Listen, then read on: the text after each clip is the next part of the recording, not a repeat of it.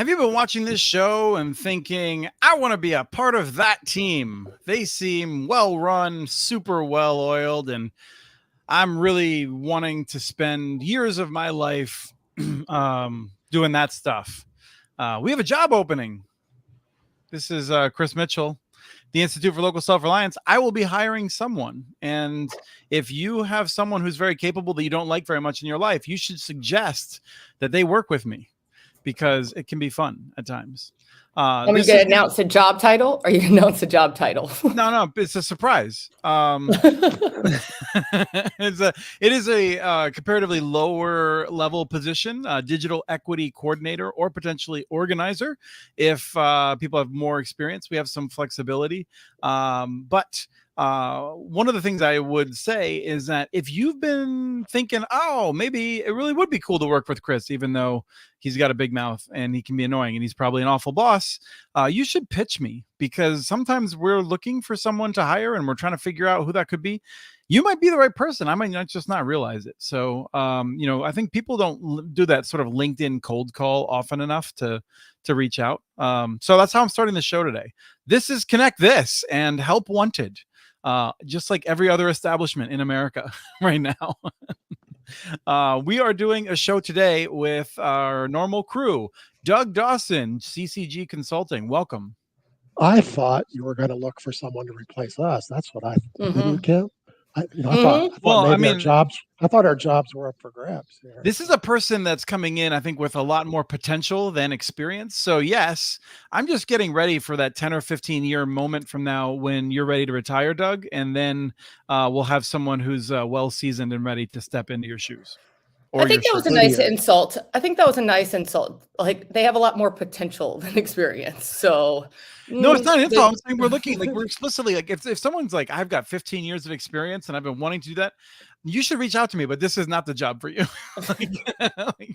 You just look at the pay range and you'll know, like, if you have 15 years of experience, this is not the job you're looking for. But if you go to ILSR.org or if you go to my LinkedIn page, you'll see the job description, which is a wonderful job description that my team put together.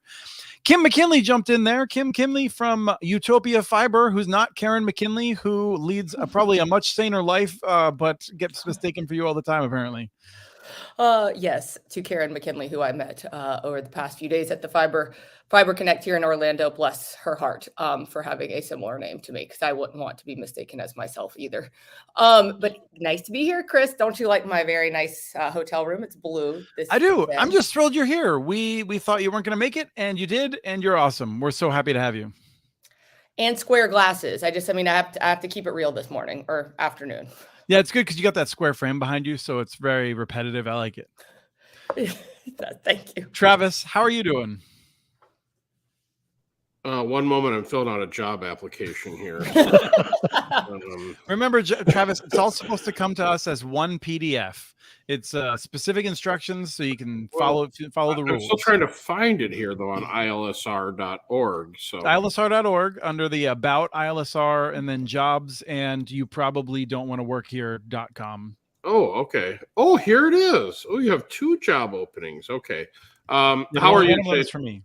Mr. Mitchell, are you in town? Because it appears as though we haven't got any chicken wings all summer long. And considering it's 110 degrees here, might be now a good time to go sit outside, huh? Yeah, I'm heading to the Temperance River as soon as this show is over, up north on Lake Superior, one of my favorite state parks. And I'm tarrying behind, that's probably not even the right word, to do this show. And then we're heading up north.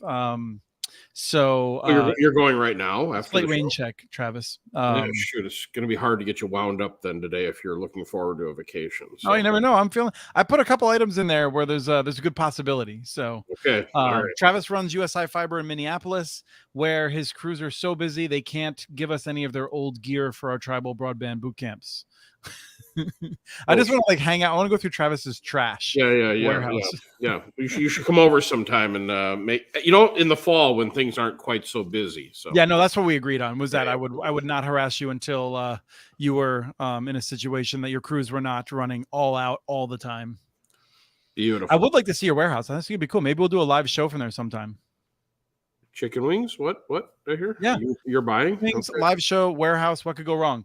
Today we have a special guest coming in, Devin Weaver from Project Waves in Baltimore, who is someone we talked about his network before. My colleague Sean wrote a really great profile about him. He's doing work with this Project Waves, a nonprofit in Baltimore that is connecting low income federally qualified housing type situations, MDUs, and it's been pretty cool. So we're going to talk about some of the lessons that they've learned, and maybe do some, I don't know, inside wiring talk, and then Kim and I will be like pretending that we know what's going on, I guess. We're going to talk a little bit about ACP renewal. Is that going to be in the Farm Bill? We're not going to talk about the politics of that because I don't think we know much about it, but just a little sense of it. A little AT&T and how they go after free government money. A couple of odds and ends here and there. I'm gonna allow Travis to try and wind me up a little bit, and we're gonna talk a little bit about why communities aren't getting better internet access soon. Why many communities won't be. Something we talked a little bit about before, but I've had some new things to get a little bit ranty about. And we're gonna talk about the letter of credit briefly with NTIA. And if we have time, a little bit about New Mexico and Minnesota, both saying publicly, hey, we don't have enough money to connect everyone with BEAD, even though there were just recently stories of I think it was Commerce Secretary Raimondo here in Minnesota saying, we're going to connect everyone with the money. So that's what's on tap. I wanted to start with the Buy America update, though, because since we spoke last, Nokia has announced that they have a new line in Wisconsin near Kenosha, producing OLTs, ONTs, optics, and something else, I think. Adtran just made an announcement, and I assume that pretty soon Calix will have an announcement too, because why wouldn't they? I think they've all been working on contingency planning, and those are coming due. But I wanted to go first to Doug. You wrote about this. What's up? Well, first off, the NTIA has played hardball, so they say you pretty much got to buy America, and they're not going to make very many exceptions.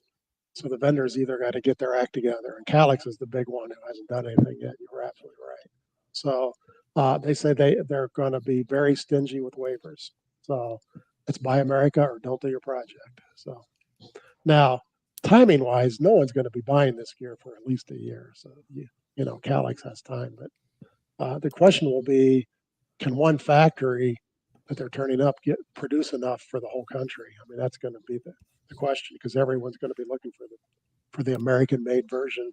And how are you going to know when you get an ONT where it was made if it's identical to the other ones? That's going to be real. But I guess as long as they can show they shipped it from the American factory, you'll be all right, I guess. Don't you think NTIA had to double down though?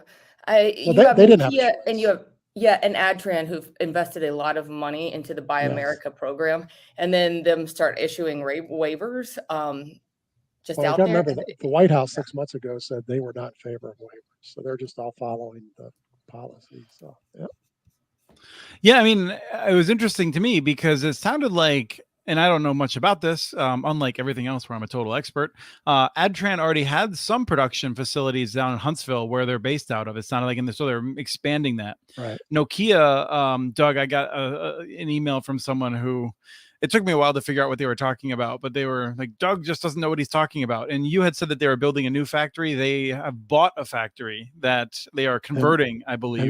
And they are refurbishing and expanding it. Yes. Yeah. Yes. Yeah. Huge mistake. Right. I don't know how you could make that error when you're doing a blog post a day. Pardon. Yeah. I probably heard from them as well. So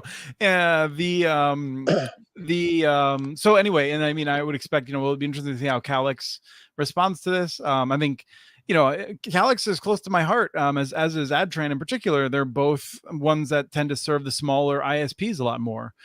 So, I desperately hope that they're able to, have as much gear as possible available for people who are building in the US. So, but I also think that there's still going to be other money available. And I'm kind of curious, Doug, because, like Pennsylvania's CPF, the Capital Projects Fund, does that have I don't think that has the same exact Buy America, does it? No. So that'll be coming out. Like there's going to be other buckets that are coming out at similar times. So it's going to be really curious how this all comes together. Yeah, each one of those programs has to get its own waiver. So it gets to be real complicated. So, yeah. Yeah. I have a question for you because this just crossed my mind. So, say that one of the big incumbents gets some of the BEAD money, which Travis doesn't agree is going to happen at all, as we know. Yeah, I never mean, what happened. if it's on a different platform, like a Buy America platform that said big incumbent doesn't use? How do you think that they're going to navigate those challenges? Oh, if you can't buy your electronics, they don't give you a waiver. You can't get the money. So they would have to find a way They would have Well, to find a way. to Is incorporate it. it the case that, and this is getting into the weeds a bit, but if you're putting in the match, like, does your part of the match, could you basically say like, we're using our part No, of the match for the optics? And no. no. And the big guys all use Nokia. I mean, that's who their customers are. So they're all covered now. Travis, what about the stuff you're getting? I mean, I have much better sense of all the PON equipment and where that comes from. Where does your active Ethernet stuff come from? Taiwan. I got a couple of questions about this. When they say Buy America, can they just ship all the parts from overseas and assemble them, or do they actually have No, they No, have to. They have to certify that for electronics, something like 65% of the thing is made here But that is So like the- 65% of like the of a value. device. But I think it's weird. It's even more of the co- complicated than that. It's I think. it's a real complicated formula, but a certain percentage of the components of the device that they ship has to be made in America. So But it can't just be like the 65% cheapest parts. Also, I think like there's a No. whole like thing that it has to be like the high value stuff is what they're right. trying to force. Right. So Now remember, Travis, we don't know. Remember, everyone's making the chips here now. The chips there's like 50 new chip factories opening up. There's going to be a lot of chips. So let me just understand this math formula now for this BEAD project and explain to me how this is going to work. You have the highest interest rates we've seen in a long time. You have letter of credits required. You have to buy American, and you get to work in rural areas. Sounds like a recipe for success. It's actually worse than that. And actually, Yeah. this is something that I have in the notes. So I think the folks at Connect Humanity did a really great job playing out some of this with the different examples. And then Fierce Telecom also did their own hypothetical example, which I was building off of. So I'll read a quote from this Fierce Telecom article.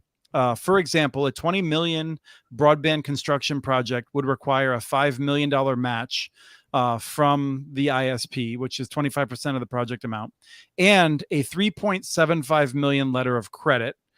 And so the company would need to have about 8.75 million in cash when the grant was awarded. Now, on top of that, this is a $20 million project in which they have to have almost $9 million in cash. They have to pay $4 million back to the federal government at the end of the year in taxes, because we're taxing these awards at 20%. And so they, at this point, out of a $20 million project, they're getting $7.25 million from the federal government effectively to do it. And that may not work out exactly, but it's close to that. And they have a ton new paperwork. They've got all kinds of extra stuff that they have to report on for years and years. They have to use these more expensive components that drive up the cost of the project. They have to pay prevailing wages, and they have to have all their contractors lined up before they can file. And so, Travis, in a tight job market, they have to have them lined up. Yep. So, Travis, how do you react to that? I can't wait for this answer. I can't wait. Go ahead. I guess I'm leaning towards, I guess I've just got to throw it down. 100% of the money goes to the incumbents.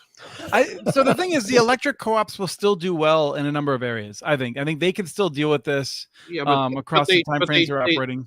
But they cheat, though. Well, they're not really like an ISP. They already have what they call a general fund. Most ISPs don't have a general fund they can. The electric, I have to say, I think that if you saw what the electric co-ops have to deal with in terms of regulation in their books, I think you would be a bit horrified, Travis, because I don't think you've ever been subjected to the kind of oversight they have for their general fund. I'm just saying they have poles. They've got all the basic pieces. They know how to run wires and all that. I guess cheating maybe is a little bit of a rough term, but They kind Well, of 'cause cheat. on They've the got net- everything there. On the next Connect Us, we're going to have an electric co-op on. Yeah.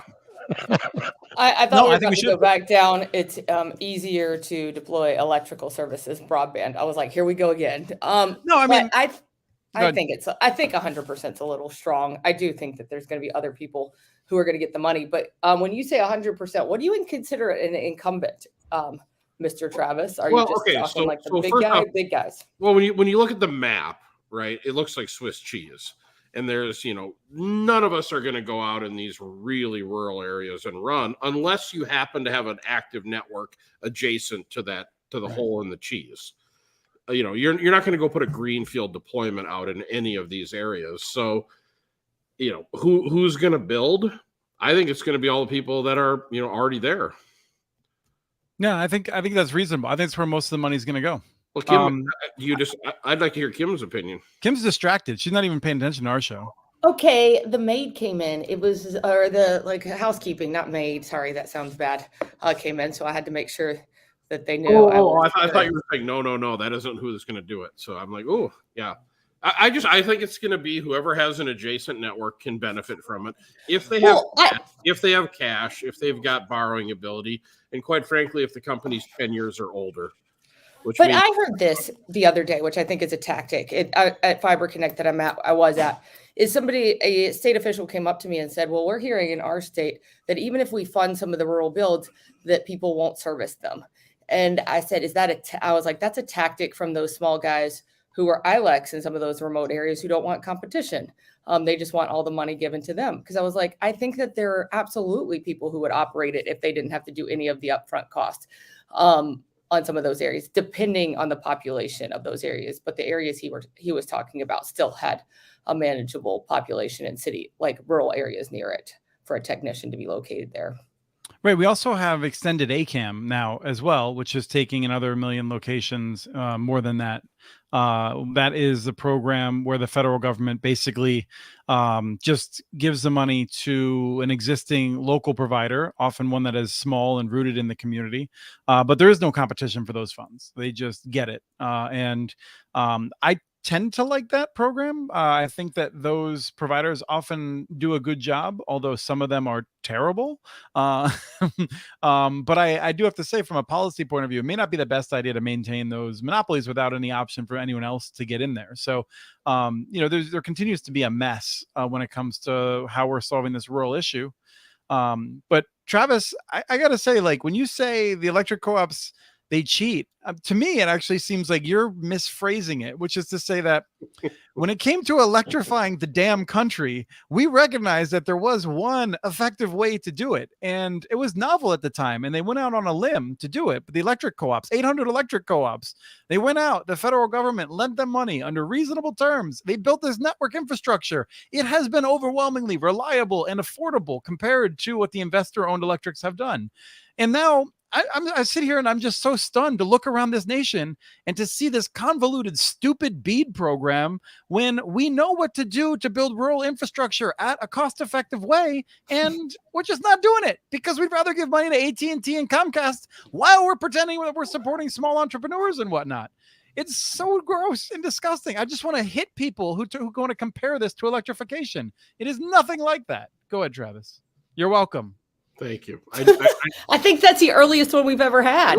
At 19 minutes in. All we had to do is say they were cheating, and he got it going like that. So, and just so you know, Travis, they're not cheating because they have to carry cash for regulation, and they can't spend it on this. That cash is not. No. What I'm being a little facetious when I say cheating, but I mean I would love to have a situation where we own all the utility poles.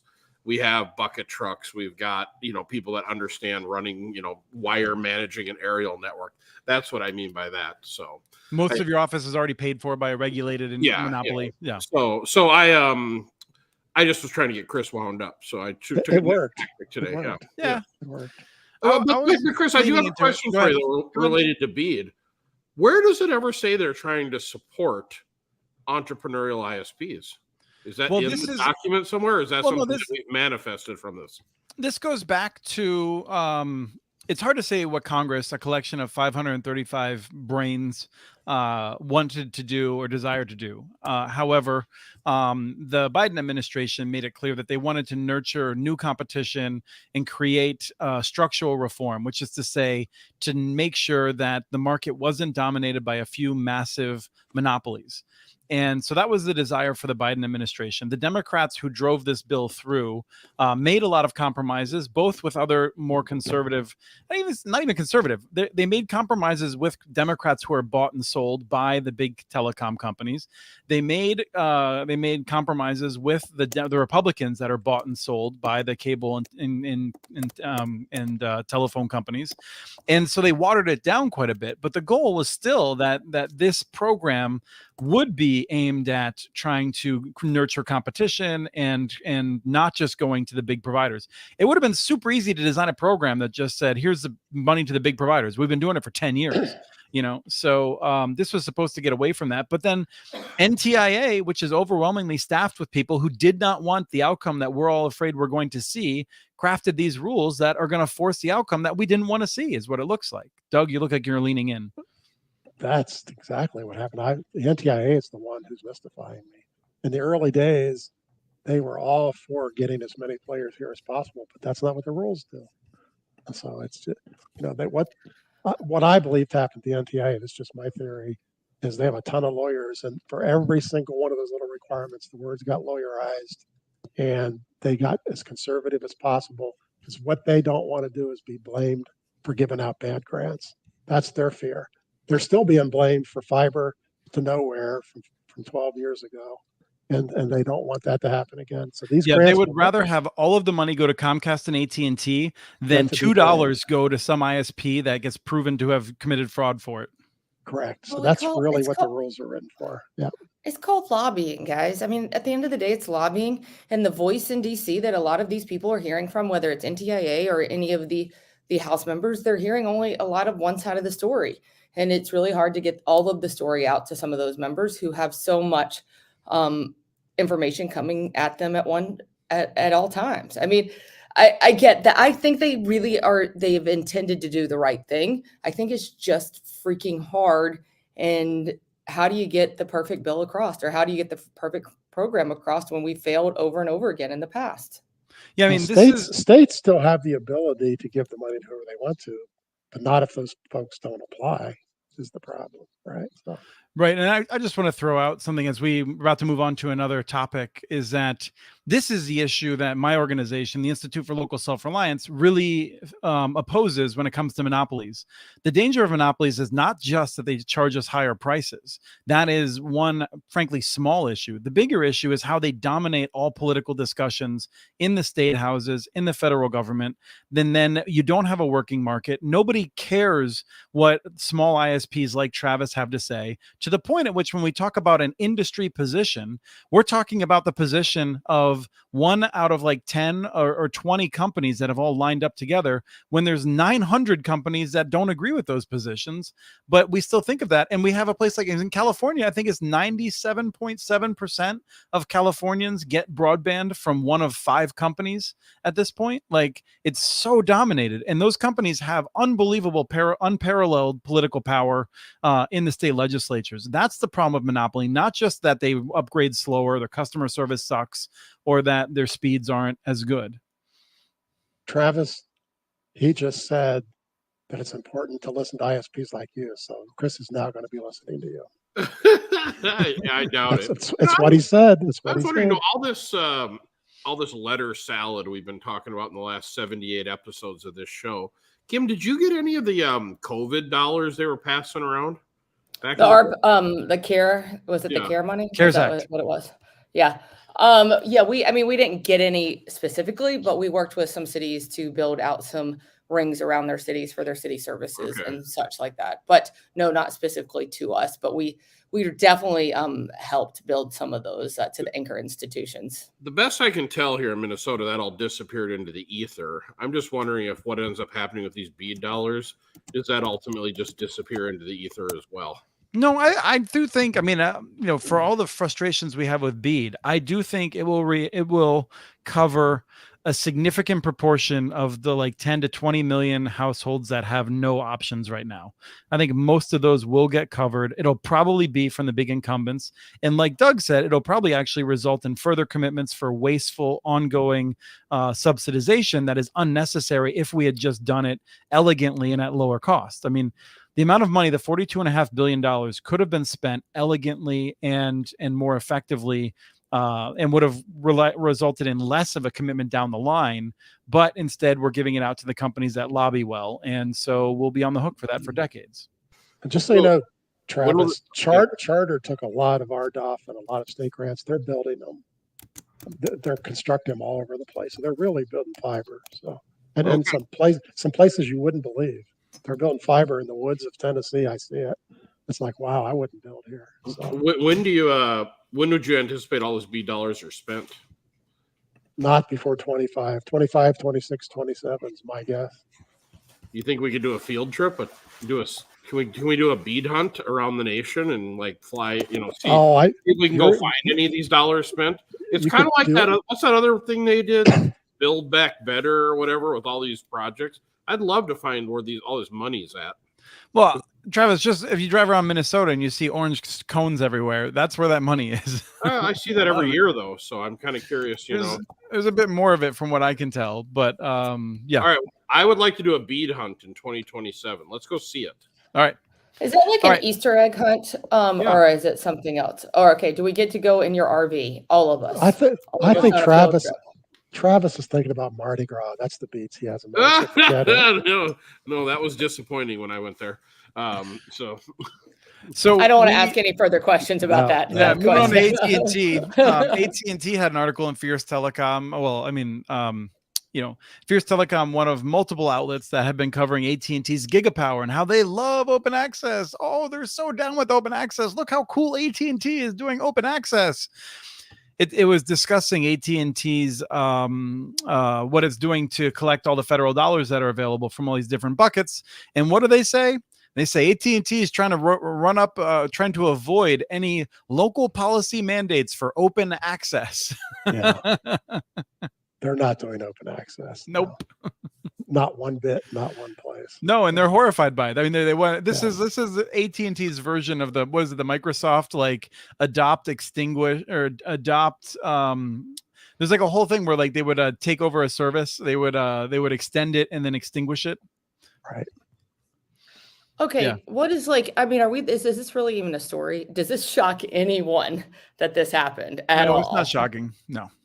But their lobbyists did a good job of getting the story out there. This is us patting ourselves on the back. We got it right, Kim. You have no idea how many times I go to one of these conferences or one of the many places I'm seeing, and people tell me, we're going to do what Utopia does.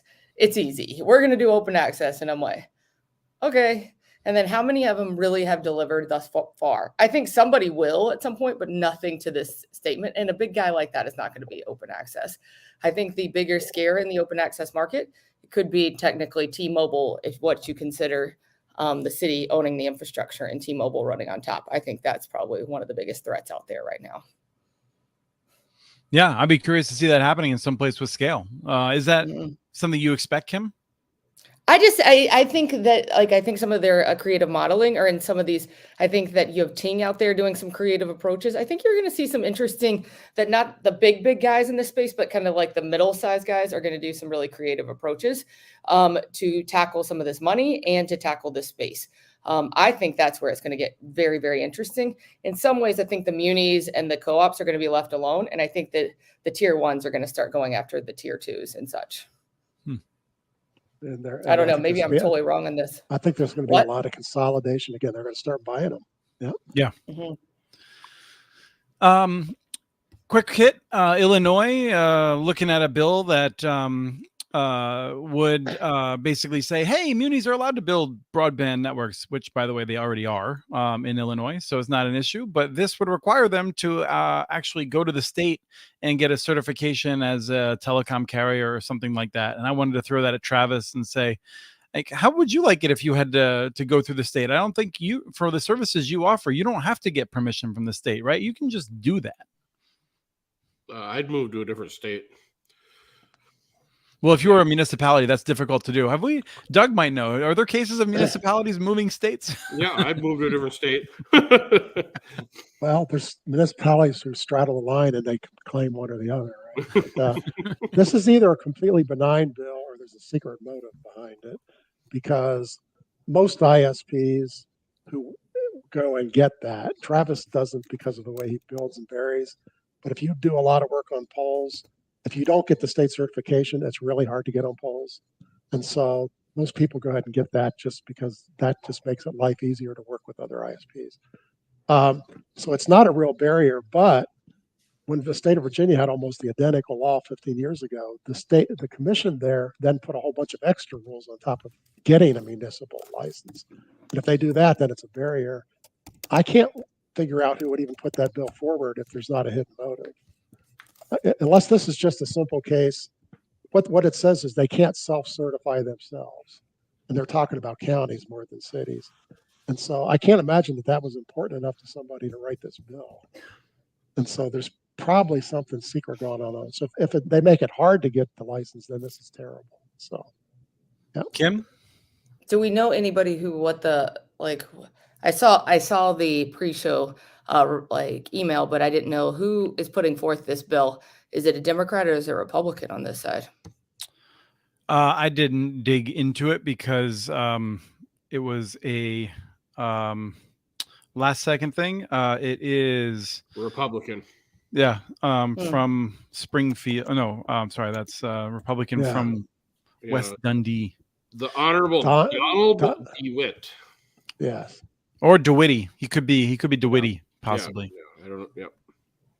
Yeah. So anyway, I just think, we continue to see efforts to, I generally assume, harm munis.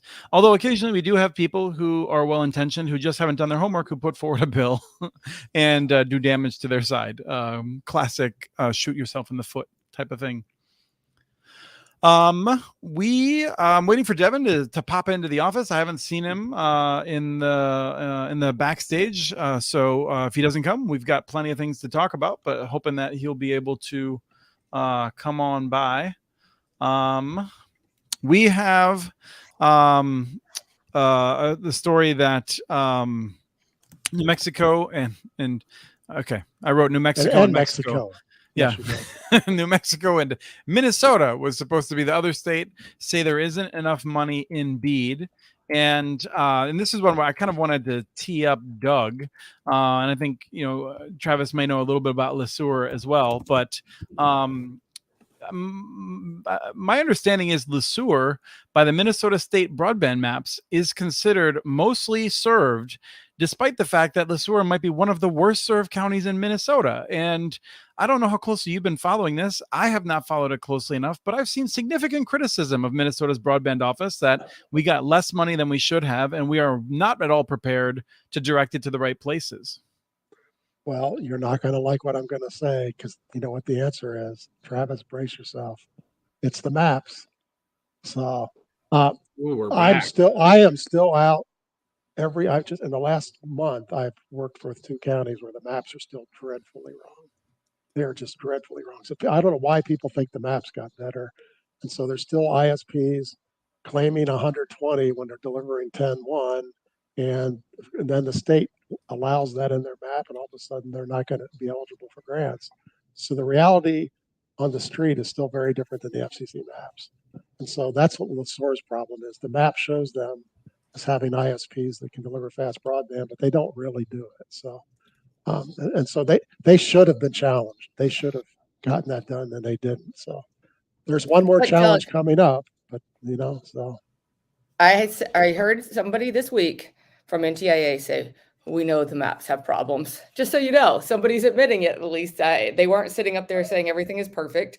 I think that somewhat they're coming out and being like, okay, we know we have some issues here. How they're going to solve them? But if the maps stop you from getting a grant, there's a huge problem. So. And in Minnesota, I mean, the issue here, I think, is that we actually have 2 ISPs that are claiming, 250 megabit symmetrical for one, and then another ISP is claiming 300 megabit symmetrical.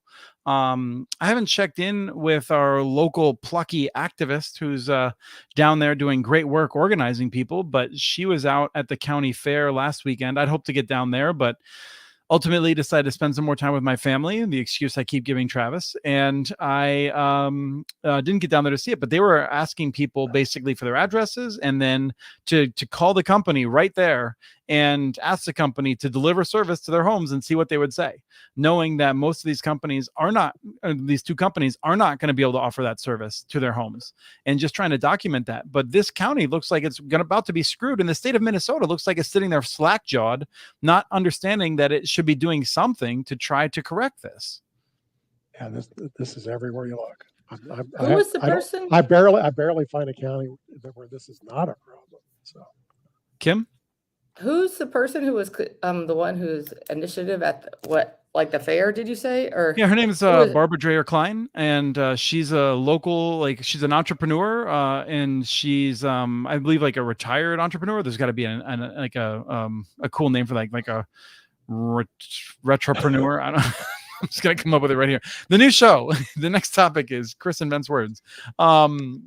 She actually got a good connection to her house, but focused on then her efforts on trying to make sure that the entire county would be better served, in part because they're one of the counties that really got screwed by LTD, I would say.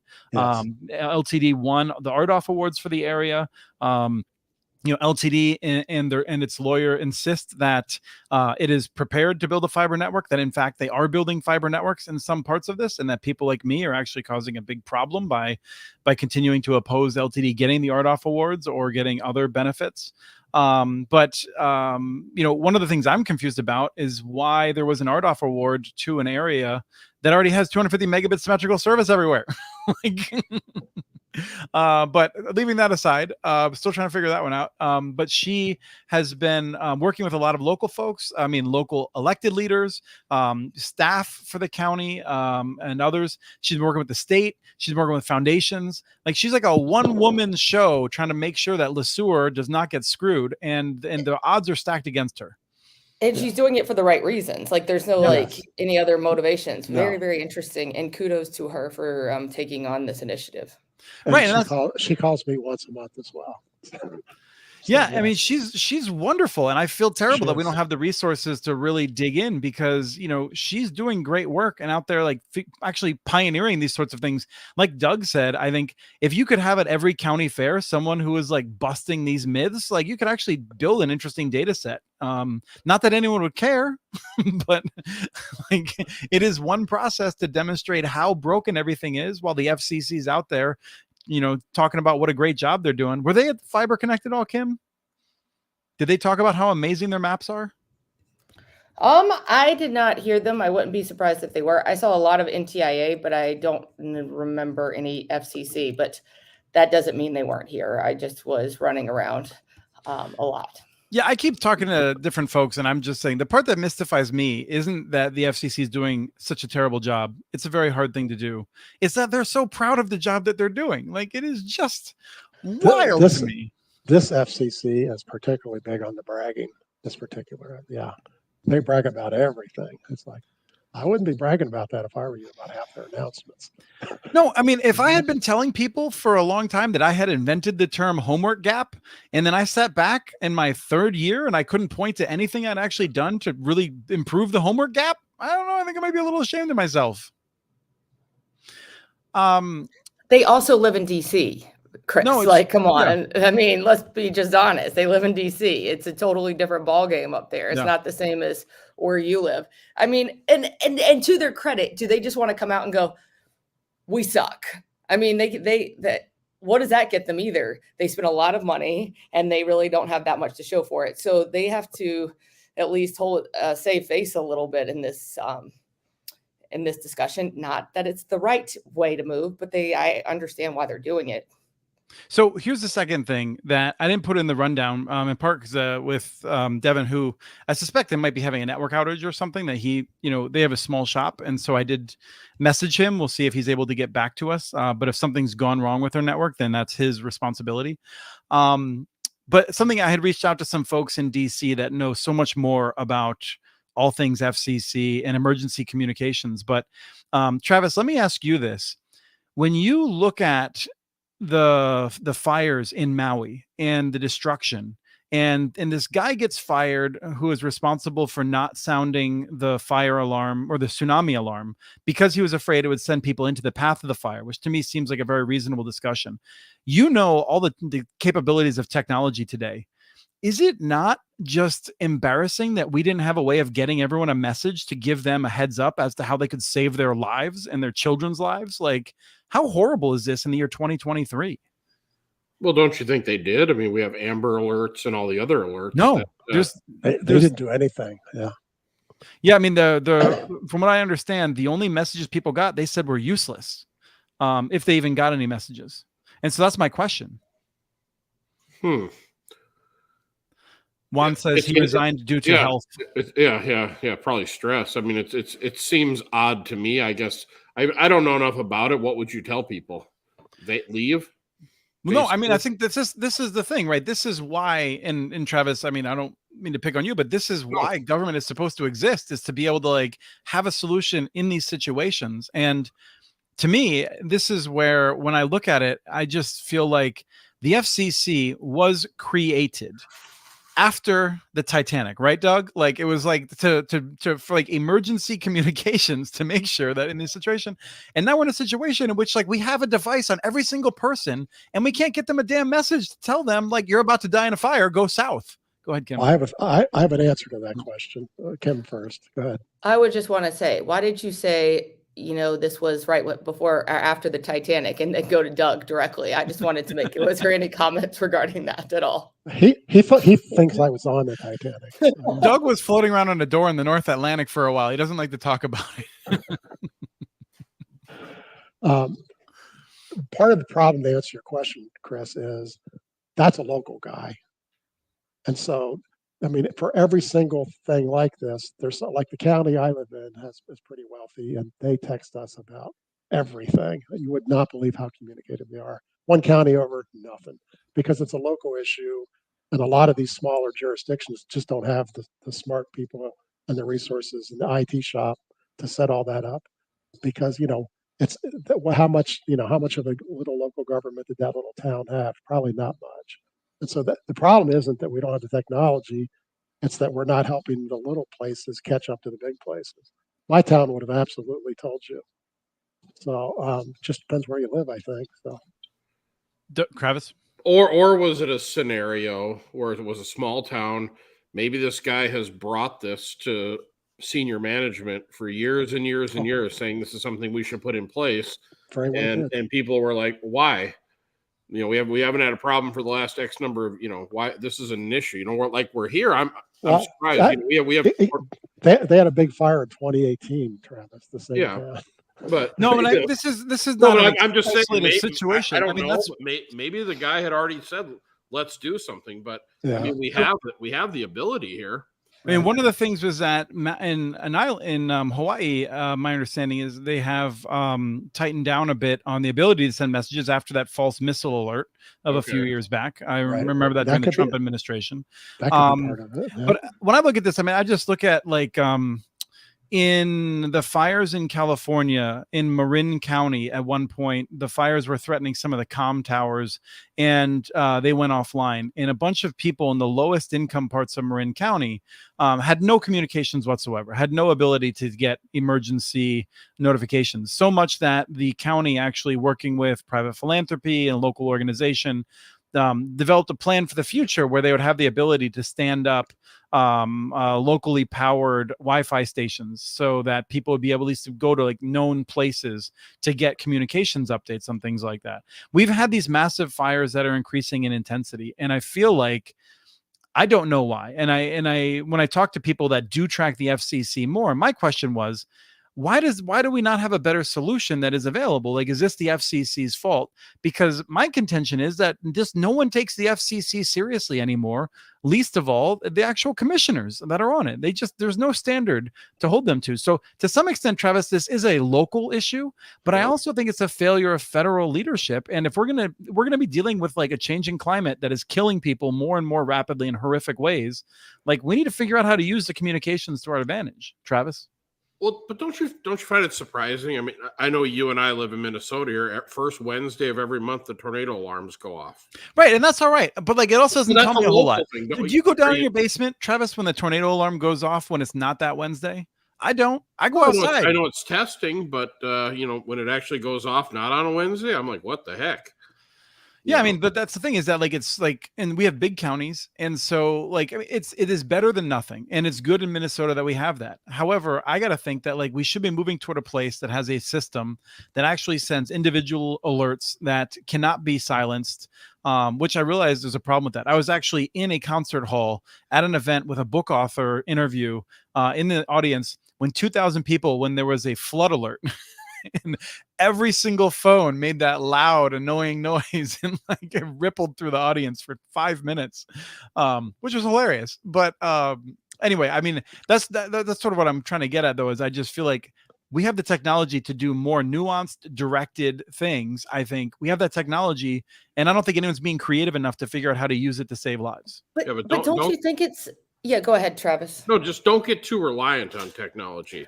Imagine technology's down. I mean, there's got to be other solutions here. Well, I think that's the problem, though. I think it's what you just said a little bit, Travis, is that there's people involved in the technology. It can't just run itself all by itself. So, like, I do think that some of the issue, I mean, I don't know this, in Hawaii is that somebody had to send that alert, right? It's not automatic. And what happened a few years ago with the false alert probably scared somebody of how much fallout happened from that. Like, when is the time that you send these alerts out? When are the time that you make these communication things? Because no matter what it is, it's gotten politicized. The FCC has gotten politicized more than it ever has been.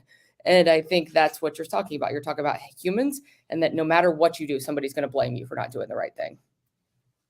And now I can show you how old I am. It's not as politicized when it was in Deep Meadow. So there we go. In the 60s. Yeah, and the funny thing is despite that, even when it was super politicized, it wasn't as pro. Let me just come back on this. And that there's different weird dimensions, right? Because at the same time that you have the FCC refusing to allow the Hushaphone and other attachments on the network, the FCC is so bought into telecom. At that same time, you have the Nixon administration pushing heavily to maintain the separation doctrine, right? Where the networks, the cable channels cannot own the physical networks to distribute their signal. There's a number of like firewalls and like and structural separation that was maintained. So I don't know. It seems like an interesting time. It was obviously predates me. Yes, but anyhow. But Kim's right. There's a human element to this, and I mean that guy could have pulled the alarm, even the allowable alarm. He didn't do it. So, yeah, I think that what it might be, what we might need is in Travis, sit down for a second. We might require a government program where there is some group of people who are on alert and watching this. I mean, the National Weather Service already does this sorts of thing, and they are prepared for these sorts of conditions if they do break out to be able to send immediate emergency communications. The tower might go down, but now thanks to the low Earth orbit satellites, we have options with the iPhones, where I think the first ones that can get low bandwidth messages from space. Like, there are different ways, and I feel like we should be treating communications like it's serious rather than just for cat videos. Well, they could mandate local alerts are mandatory. So yeah, and so my understanding is that limited again is that the big telephone companies all voluntarily participate. None of this is mandated. I don't know that we have to mandate things if it's not necessary, but I also think this FCC is desperately afraid of mandating anything. Go ahead, Kim. The internet's more than cat videos. I'm just kind of a little shocked by that statement. There's dogs too on Reels. Oh, okay. Thank you, Christopher. That's a good, important clarification. So, Travis? I was just going to mention there's 78 episodes of this fine show as well. Yeah. So, I mean, it's a pretty robust internet if you think about it. Okay. So why aren't communities doing a better job? And I've already been talking a ton this episode, so let me just set this up. and then I'll try to take a breath. We worked on, I worked with some folks in Pennsylvania to get an application in for some funding, and it was an opportunity to actually see the process and see how it works at the local level and that sort of thing. It was, I talked about it briefly before, some of the problems with how well the application was designed. One of the things that surprised me, I don't think we talked about this, is the way local governments will just give a letter of recommendation to competing projects. We fought for the right of local governments to help decide their own fate in terms of who gets to serve them and gets money to serve them. When RDOF gave money to Frontier, everyone in West Virginia freaked out because they were like, why didn't you ask us? This company is terrible. We don't want more money going to them. And so it's been shocking for me to learn that it is standard practice for a local government to just give a letter of recommendation to anyone who asks in most cases, and not to actually do any due diligence. And I was a bit shocked by that. Doug, tell me how naive I am. That's what's always worked. I've been advising folks in the BEAD grants to only give it out to the one you want to win it. So how many take your advice? I think most of them do, but so what if I get 60 communities do it? It's a big country, right? So yeah, I think in this case, if you really care about who wins in your county, that's the only recommendation you should give. So now we just reached 6 more people. So yeah. I just, I feel like local governments aren't taking this seriously. I mean, it is hard for me, and not to say that there's not several who are. There are hundreds of local governments that are taking this seriously, but there's more than 20,000 local governments. And that's the problem, yeah. But it's so hard for a local government to look at an ISP who's in their community and go, I won't support you. That politicians have a natural inclination against doing that. So, yeah. One of the things they could do is to develop or possibly use a model that I think, someone like me could probably do and actually make a positive commitment in this world. Basically, I would say like 7 commitments or like 5 commitments that they would need an ISP to make in order to get a letter of recommendation and actually have, some sort of ability to evaluate that, to say like, we need you to promise to do this and to do this and to do this. And among those could be operating the network in a certain neutral and transparent manner. It could be some sort of like price affordability guarantee, low income plan beyond ACP. I mean, they could do different things to actually give that stamp of approval. But you know how the big carriers ask for your approval. Right now, I know that Charter is messing with your connection. You want to start that over?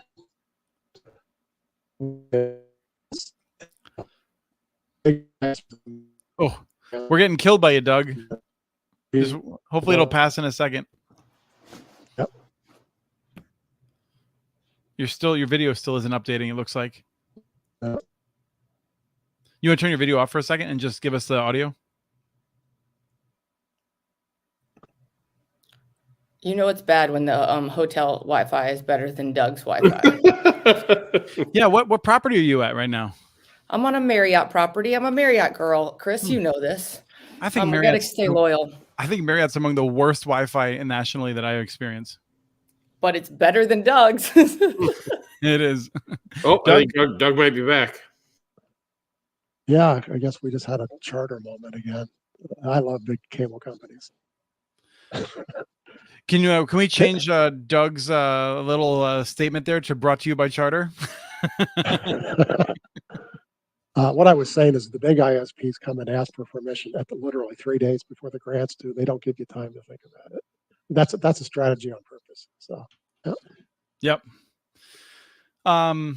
So anyway, that's where for me it's just frustrating in that I feel like so many local governments have their heads in the sand, and it's not helpful. They don't want to deal with this. They still keep hoping that someone, whether that's AT&T or whether that's Travis Carter or Kim McKinley, is going to come by and solve their problems for them. And I don't know, some are figuring that out. That's not going to happen, I guess. Travis has not solved my problem yet. I was just made an observation about our podcast, not to deviate off the path here, but what would you think about, instead of us always complaining about things, what if we found something good every show? Is there something good that's happening with this BEAD dollars right now, or Are you trying to drive away our last viewer? ACP, or is there anything good happening? Because I think if we ask Kim, she's doing all kinds of good. I feel like we're doing all kinds of good. I mean, we're gonna spend 20 minutes talking with Devin Weaver about the great work that they're doing in Baltimore. But I can give you one, Travis. Yeah. In my county, the local economic development group got together all the people who work on giving people phones, computers, and all that. They got them all in a room. They got a commitment out of them to do even more. This is all done without grant money, and so they've got this large coalition of folks who are working together now instead of individually, and they are recycling. Over 3 or 4 years, they'll probably recycle enough computers to cover every household that needs one. And so, it's just all volunteer work. In fact, there's a lot of folks who do good things. So, yeah.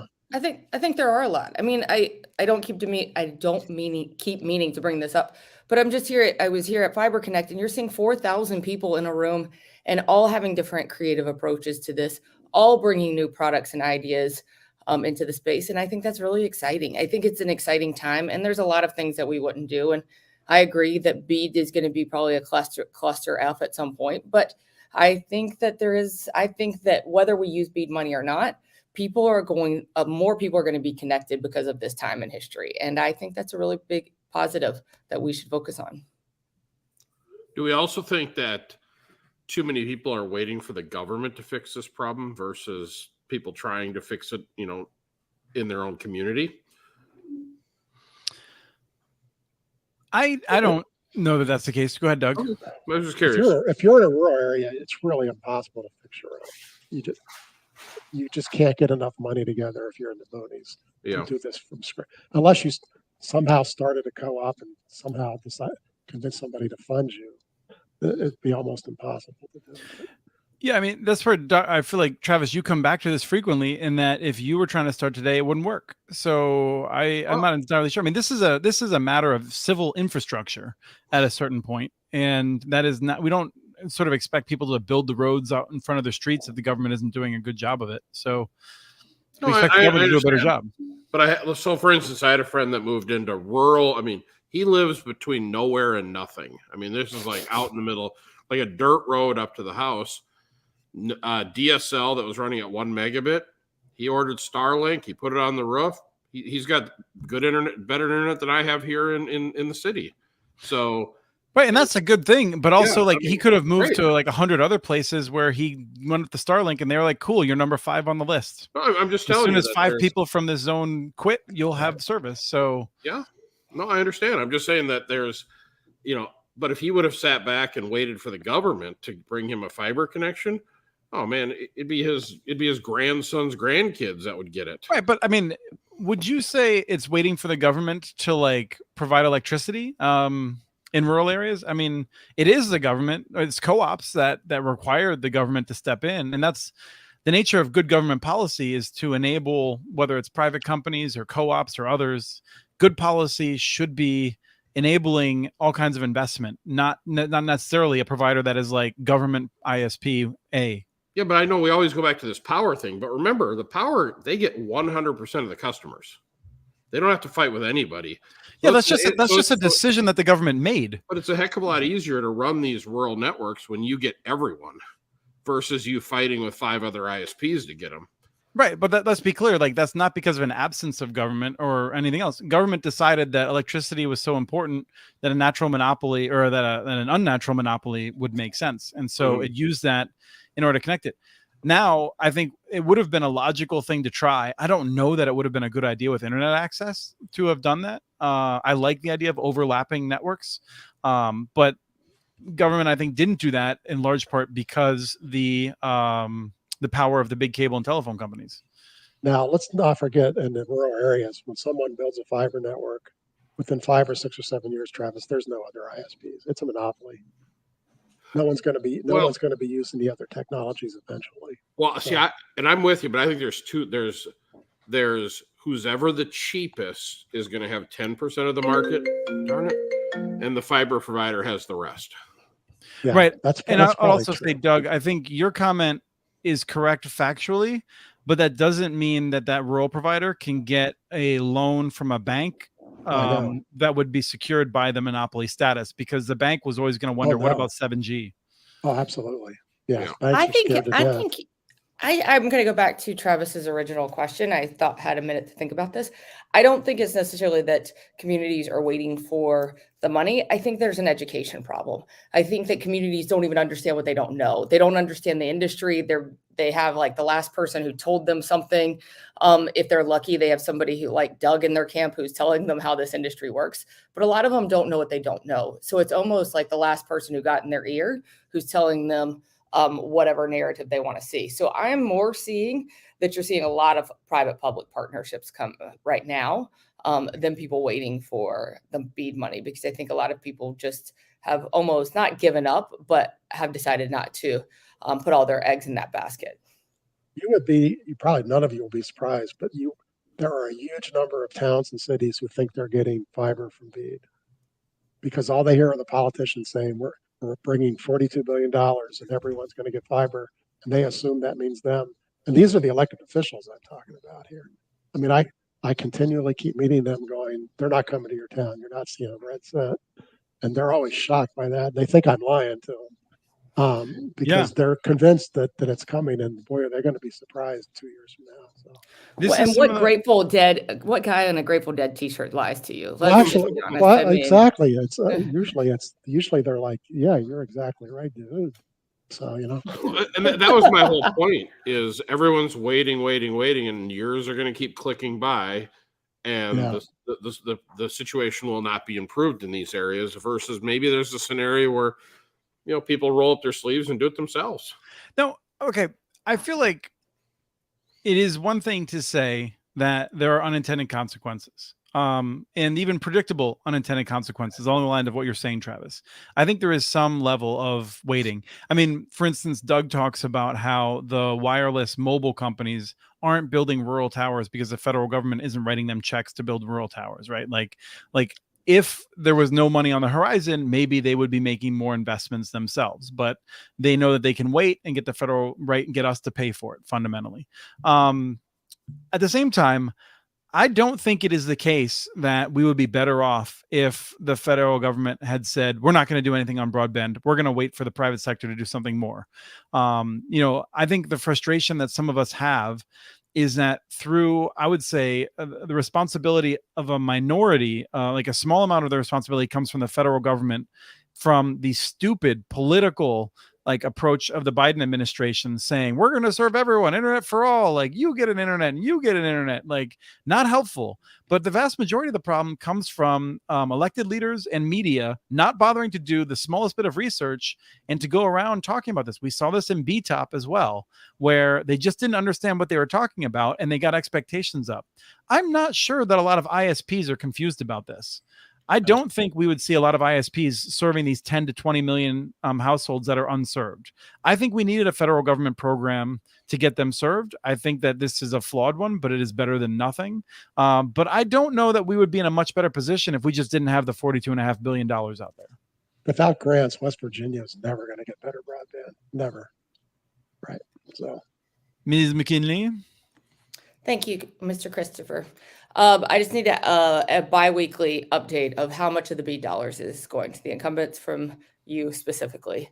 Travis, we all know, is at 100% now. He can't even go further on the next show. But where are you, Chris? I think I'm sitting in that 75-80% area. Yeah, I'm still 75 or 80. I still think electric co-ops, some of them will do pretty well. But what resonates with me is what Chris brings up from time to time. Would that be considered a success, though, at the end of the day? If 20% of the dollars go, to new entrants, 80% go to the incumbents, because quite frankly, they're really the only ones that can serve a lot of these areas. Do we consider that a success? I'm going to be a hippie and agree with Chris on this.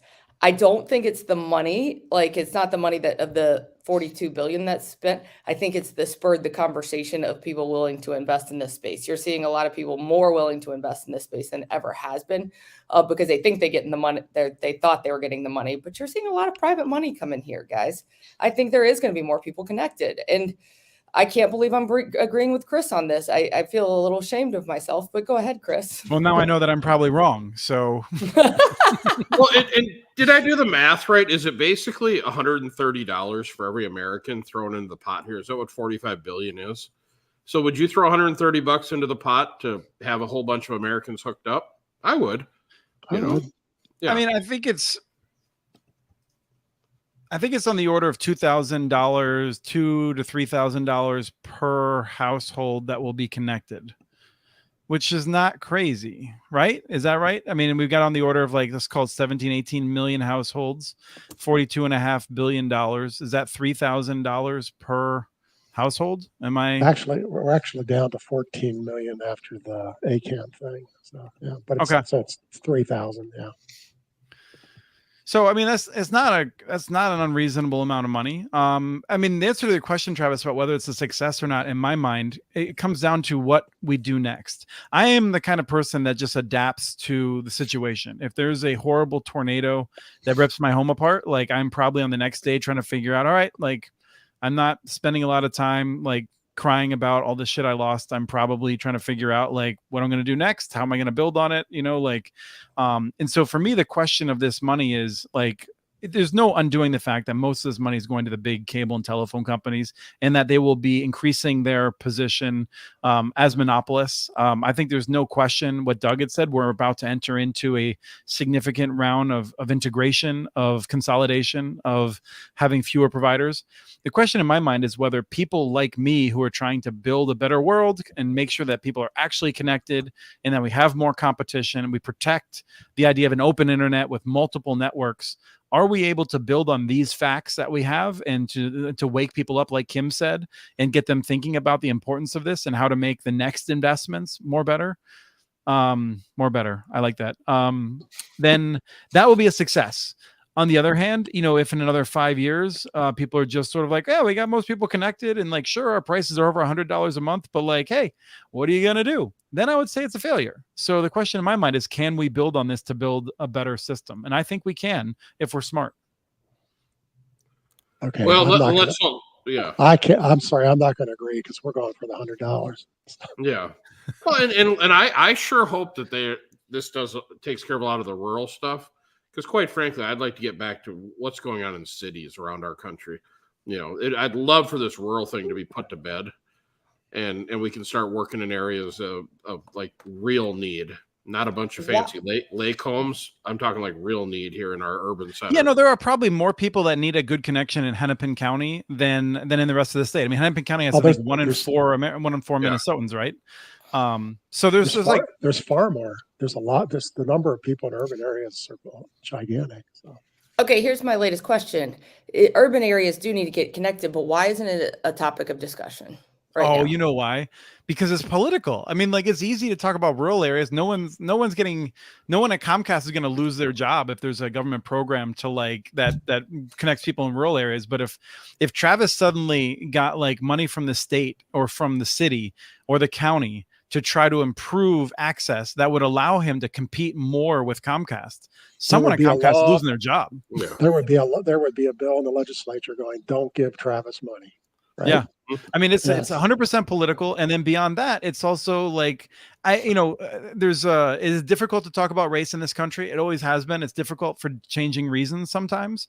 But the simple fact is that there is a perception that a lot of the people in cities that don't have access don't have it for their own reasons because they've made bad life decisions or other things, and that it is not a good investment for government to try to fix that. Whereas people in rural areas, we all understand that they live in a low density area, so it makes sense to try to help them out. Meth labs aside. Right. All right. Hey, we should Juan's question. Have we lost any customers to 5G home service from Verizon or T-Mobile? You lose them for about a week, and then they tend to come right back. But not that many, right? I mean, like you're talking about a few a week, I'm guessing. Like there's just, you can't be losing that many. Hardly any that actually, because here's the thing. We talk price. People want a consistent experience. So if they've experienced it. Yeah. Exactly. Well, let me give you just a little story, which I think is interesting, not to ramble on for very long, but Mr. Mitchell and I lived through probably one of the worst hailstorms that have ever come through our area. What, about 2 weeks ago? Yep. I was out of town. We had a building that was hooked up through what's called a SICLU. It's a wireless connection, like on top of 2 buildings. Been running fine for 5 years. We had 2 minutes of outage during the hailstorm that was coming through. Once in my lifetime. Within 5 minutes, we had a 1-star rating on Google. That somebody lost their Netflix and lost, that's what we're dealing with nowadays. So is anybody going to put up with a variable LTE connection in their home when they're trying to watch Netflix and play video games? Heck no.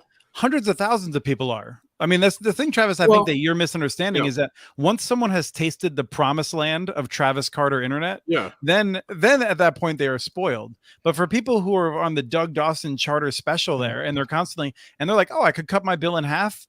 I'm already used to interruptions. And again, there's always the people that, for $10, it makes a difference. And I, that's on them.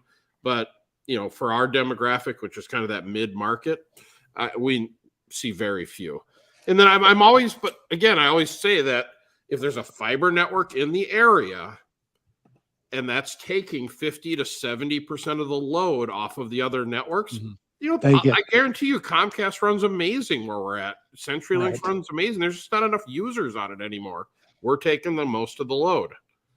I would agree with Chris, though. I mean, I think that once you really feel like when you get that taste of robust, really secure and reliable internet, people will come back. I mean, there's so many people who have bought their first home in a Utopia area and then they move to a non-Utopia city. And the first thing you'll hear from is, I should have thought about my internet. Because when you have it so good, you don't necessarily think that the next house won't have it in that respect. So I think it is a little bit of both of that. This thing is not about the price point as much as people think it is. It's about that people want quality.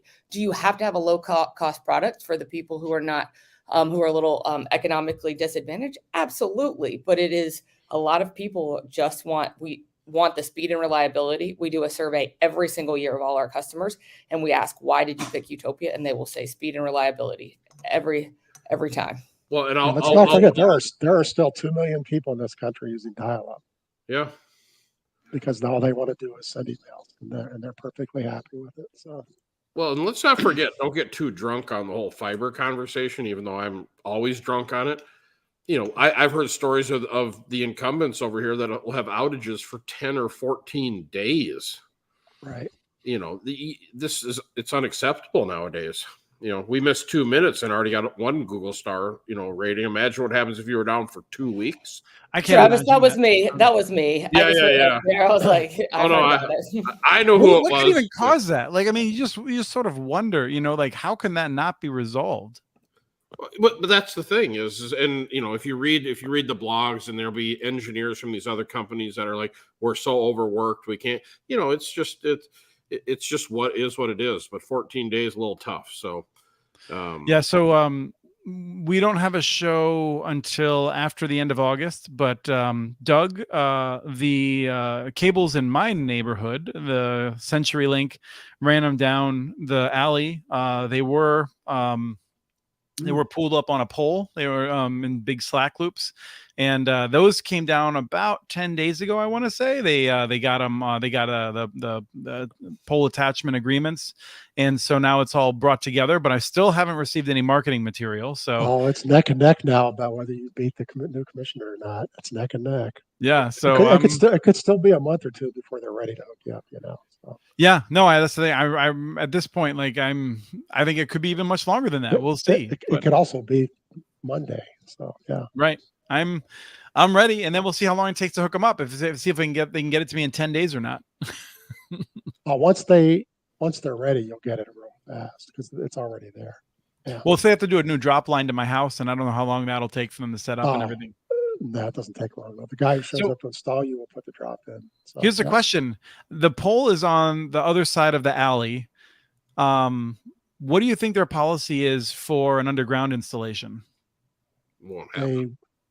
They will do that for you, and then you go in a 6-month queue till they decide to come and do it because they want to give you aerial. You'll have to pay for it, but even if you agree to pay for it, they're not going to ever show up and do it. They want to do it the way they want to do it. So yeah. Right. Well, the reason I ask is like once I get that fiber line, it's the only cable I have going across my yard there.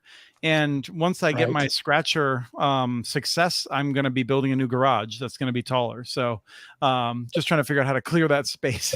If you had Utopia, we would come and bury it for you. I mean, that's what we do. I mean, I'm sure that Travis does the same for some of those people. It's actually an interesting point you bring up. The amount of people that simply want our service because it's underground versus aerial in their backyard. It's pretty fascinating. You know, they want to get rid of Comcast because right now they'll have 3 cables running in there, the power, electric. And if they can get rid of 2 of them, it's quite an improvement. That is my question. So let's just say for a second, like, I mean, when I get CenturyLink, I'll be with them until Travis gets over to my house, which I assume will be any day now because we're such close friends. And Travis wants to get my house done before he gets his own house done.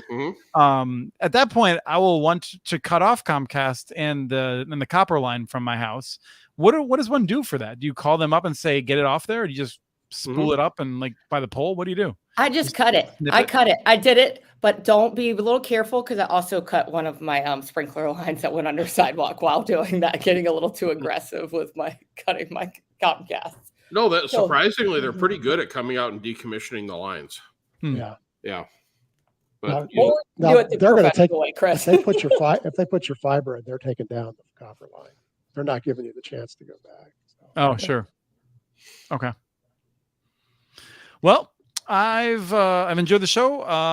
We'll figure out what happened with Devin. We'll bring him back for a future show because what they're doing is really special out there. We want to talk more about it. But we have a special plan coming on, but he saw you went to a rant right away, and he goes, "Not." No, I think he might be filling out an application. He's a really sharp young man, and he wants to work with my team. Could be. I'm pulling up. So it's 2 weeks from now is I believe the day that we have scheduled for a special show. We are bringing on Spencer Sevilla, who is a professor of something at University of Washington, specializes in network stuff. I got to know him. He's helped us with the tribal broadband boot camps. In fact, he and I were the ones that sort of were talking over a Skype or over a Zoom call one day, and we're like, we should do these tribal broadband trainings. Like, if we had some land, working with Matt Rantanen, where we could actually do this stuff, we could do some really special stuff. And that came after the Indigenous Connectivity Summit in Waimanalo. And anyway, he has sort of done a big deep dive into the history of LTE and what problems LTE solves and how it came about and that sort of a thing. So we're going to do a deep dive into LTE in 2 weeks. And I don't know if Doug or Kim, if you would like to come, but you're happy, we'd welcome you. It'll certainly be Travis and I talking with Spencer, but if anyone else has questions or things like that, we want to do a show that talks about the history of it, how we got there, what problems it solves. And then my goal is to trick Mike Dano into coming on as well with Spencer and perhaps Deb Simpier to talk about the future of it in a future show, maybe in October, where we would talk about the future of LTE, wireless, and that sort of a thing. So piercing some of the myths and talking about real stuff that's happening. So any reactions to that? I would enjoy being on, even if we're playing a minor role in the back. Because we will have some good questions for it. Well, do you want to know ahead of time what you're going to be talking heavily about in 24 and 25? Should we? Yes. You want to get ranting right now? Tell me. Tarana's coming back hard, Mr. Mitchell. I spent some time at Mountain Connect, wonderful event. I think it might be earlier in the year next year. I highly recommend people go to Mountain Connect. Wonderful event. I spent some time with, I don't know if there's a head salesperson, real good guy, but we were just talking about different things that they do, how they go about doing it. And, I've long been, I think, most skeptical of the Tarana enthusiasts, not so much Tarana itself. I think Tarana's doing pretty amazing work, and it's more like the people who are anti-fiber that I get frustrated with than actually Tarana itself. So it'll be interesting to see. They might have a very interesting mousetrap, and it coincides with one of the finest legislative decisions ever to come out of Washington, the opening of the 6 gigahertz spectrum. So I'm envisioning they're going to have a CBRS 5 gig, 6 gig radio here pretty soon. And it might help on some of these rural deployments actually be a reasonable solution until fiber can get there. And I think that's good. I have a question for Kim and Doug first, and then in the chat, I'd love to hear if anyone has any thoughts. If we could invite someone from Tirana on, would we insist on it being an engineer to work with us, or would we accept a salesperson that also can speak some of that language? Like, what would our ask be if we wanted to talk with them about the cool stuff that they're doing and that sort of a thing? They might not want to come on a show where they can be challenged, though. So vendors tend not to like to do that.